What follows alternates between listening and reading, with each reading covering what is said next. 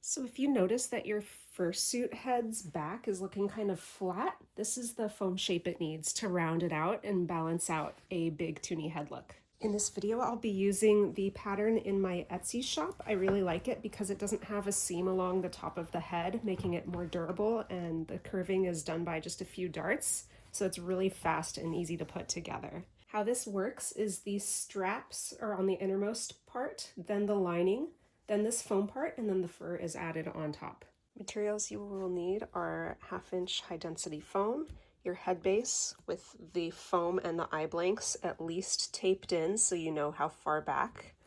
You'll need some scrap cotton. You'll need to measure your head and your hot glue gun and glue sticks and some junk scissors for cutting the foam and tape for assembling the pattern. So here I want to make sure that my top center is marked on both sides. I'm just going to transfer it like this.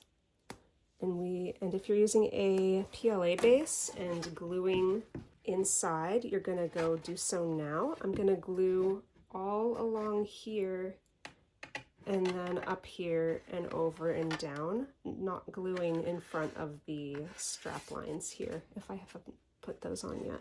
And up the center and go all around like this.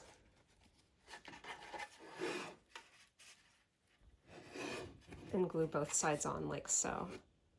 If I'm doing a TPU base, I'm going to glue the foam edge along to here. And from here you can test if you need to cut off any before you finalize everything. Keep in mind you're going to have balaclava and hair and possibly glasses.